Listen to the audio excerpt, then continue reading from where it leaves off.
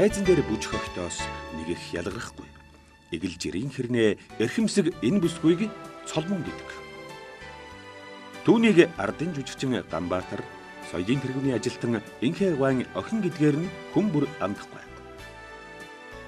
Би балетын жүжигчин гэсэн шиг цэвэрхэн алхаа гიშгэ яг л жүжигийнхээ дүрд тохирсон бяцхан бий. Тормгор алаг нүдгээд бүгдийг бурхан түүнд харамгүй заяасан гэлтэй.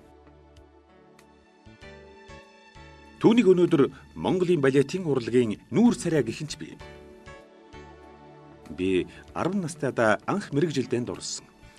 Одоо ч хэвээрээ хэмээн ярих энэ бүсгүйг Монгол бахархал нэвтрүүлгийнхээ хойморт өрсөе.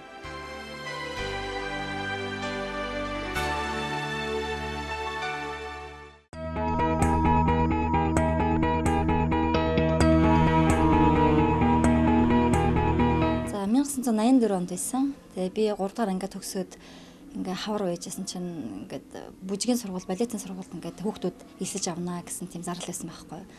Тэгээд явахтай хүүхдэн чинь угаасаа ээж автгаа энэ дуурийн цаатарт л үнждэг байлаа шүү дээ. Тэгэл өөрөө бас айгүй сонирхолтой. Тэгэл ганцаараа наацтайгаа явж байгаад шалгуулад тэнцээд ихнийхэн шалгалтын дээр. Тэгээд дараа нь ээж автаа хэлсэн байхгүй. Тэгээд би очиод шалгуулцаан тэнцсэн гээд. Тэгэд яваа явандаа 2 3 4 5 6 гээд 6 дугаар шалгалтын дээр Орос багш ирж, хойноос Орос багш ирж шалгалт аваад тэгээд тэнцээ явж байсан байхгүй.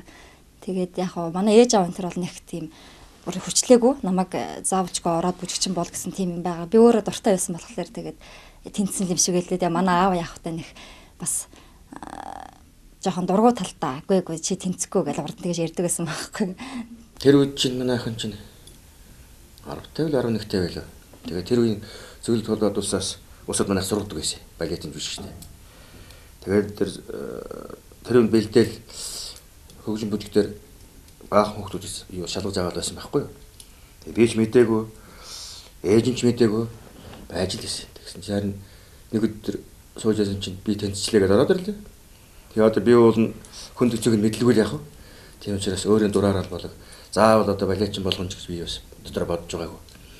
Тэгээд тэгсэн чинь харин өөрөө дурлаад өөрөө сонгосон болохоор тэгээ яах ярахгүй тэгэл ганц захнаа тэгэл хаашаа явуулсан юм байна. Уул нь баг багта зааланд орж ирэл манай бүжгийн танхимд орж ирэл дандаа балет үзээлсэн тэгээ тэр нь их нөлөөсөн болов гэж боддгийг.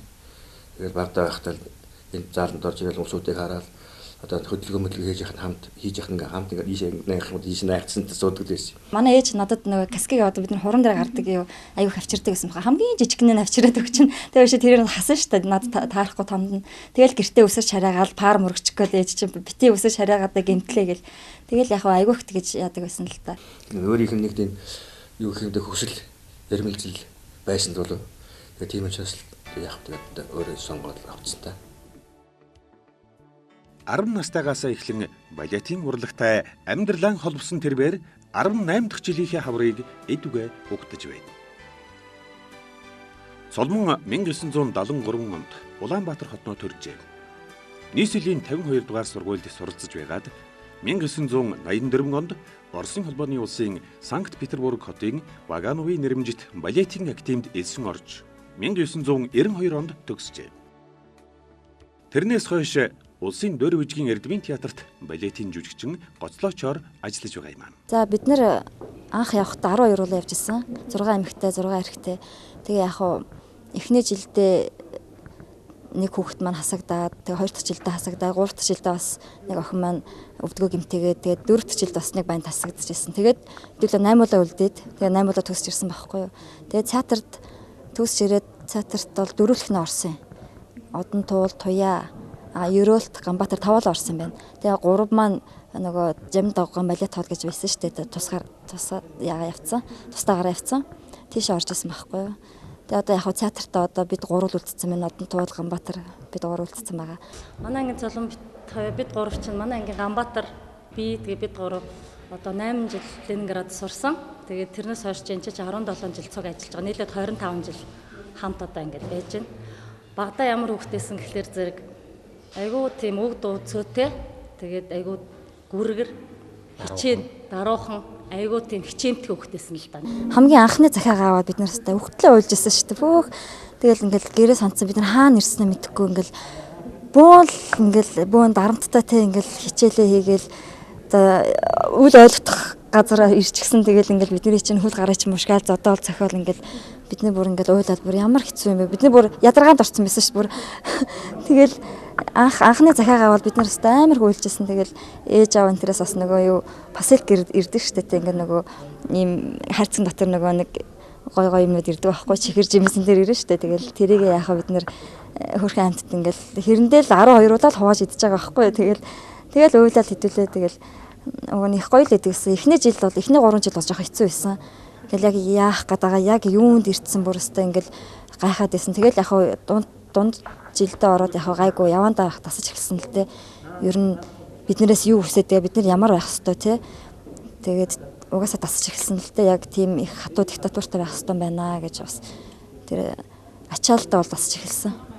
Цусны ген гэж ярьдаг юм уу те. Ээж аавнаас бүжигчин байсан. Аав нь одоо манай ардын бүжигчин Ганбаатар гэж байгаа. Тэгээд тийм бодохоор ингээд ер нь нэг одоо төрхөөс нэг одоо бүжгийн ухаантай гэж ярих уу те. Бүжгийн ухаан, бүжгийн авьяастай.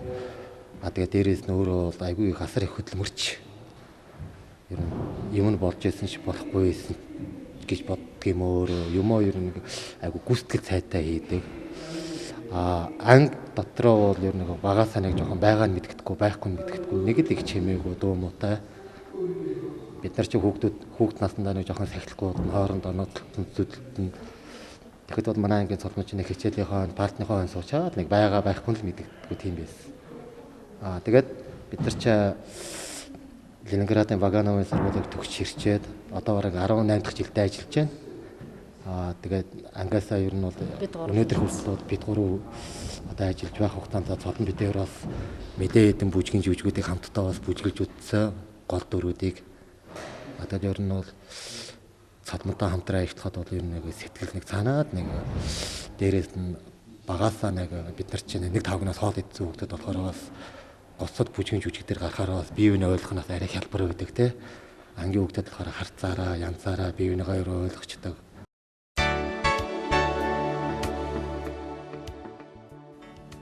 Балетийн жүжигчин хэмээх урлагт багаасаа дурлсан энэ бүсгүйд шантрах үе олон байсан ч мэрэгжлээсээ урвах эрх түнд байсангүй.